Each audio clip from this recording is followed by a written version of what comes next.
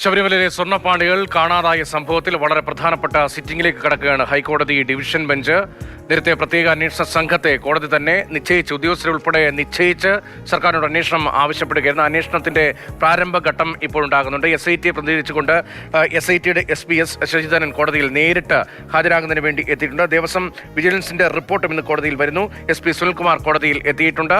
ശ്യാം പ്രസാദ് ഉത്തമനാണ് ഹൈക്കോടതിയിൽ വിവരങ്ങളുമായി നമുക്കൊപ്പം തുടരുന്നത്. ശ്യാം, ഹൈക്കോടതിയിലേക്ക് പ്രധാനപ്പെട്ട SP റാങ്കിലുള്ള ഉദ്യോഗസ്ഥർ തന്നെ നേരിട്ട് എത്തിയിരിക്കുകയാണ്.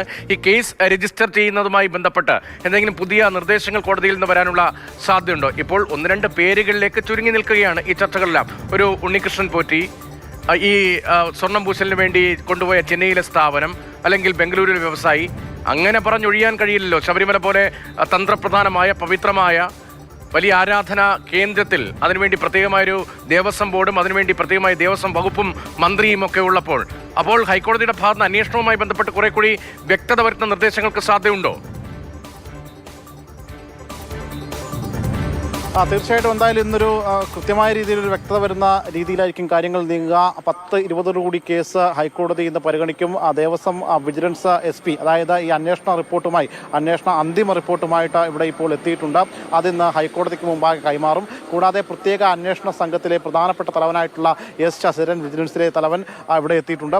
അദ്ദേഹം ഒരുപക്ഷെ ഈ റിപ്പോർട്ട് ഇന്ന് കോടതിയോട് ആവശ്യപ്പെട്ട് ആ റിപ്പോർട്ട് കൈക്കലാക്കും. അതിനുശേഷമായിരിക്കും ഒരുപക്ഷെ കോടതിയുടെ ഈ റിപ്പോർട്ട് കൂടി പരിഗണിച്ച ശേഷം കോടതി തന്നെ ഇക്കാര്യത്തിൽ ഈ അന്വേഷണം എങ്ങനെ മുന്നോട്ട് പോകണം എന്നത് സംബന്ധിച്ചൊരു തീരുമാനം പറയുമായിരിക്കും. എന്തായാലും അല്പനിമിഷം കൂടി കഴിയുമ്പോൾ ഈ കേസ് കോടതി പരിഗണിക്കുകയാണ്.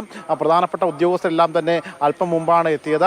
എന്തായാലും ഉണ്ണികൃഷ്ണൻ പോറ്റി എന്ന് പറയുന്ന ആ ഒരു പ്രധാനപ്പെട്ട ആളെ കേന്ദ്രീകരിച്ച് തന്നെയാണ് നിലവിലെ ഈ അന്വേഷണ സംഘത്തിന്റെ റിപ്പോർട്ടും അതോടൊപ്പം തന്നെ മറ്റ് അനുബന്ധ ആളുകളും ഇത് ഉൾപ്പെട്ടിട്ടുണ്ട്. എന്താണ് ഈ അന്വേഷണ റിപ്പോർട്ടിന്റെ പരിപൂർണമായ ഉള്ളടക്കം എന്ന കാര്യത്തിൽ ഉൾപ്പെടെ അല്പസമയത്തിനകം കൂടുതൽ വിശദാംശങ്ങൾ ലഭിക്കും. ഇപ്പോൾ ബംഗളൂരുവിൽ കോടികൾക്ക് വിറ്റു എന്നതാണ് അന്വേഷണത്തിന്റെ ഭാഗമായി പുറത്തുവന്നിരിക്കുന്ന വിവരങ്ങൾ. കോടതിയുടെ പരിഗണനയ്ക്കായി റിപ്പോർട്ട് എത്തുകയാണ്. അല്പസമയത്തിനകം കേസ് പരിഗണിക്കാൻ പോകുന്നു.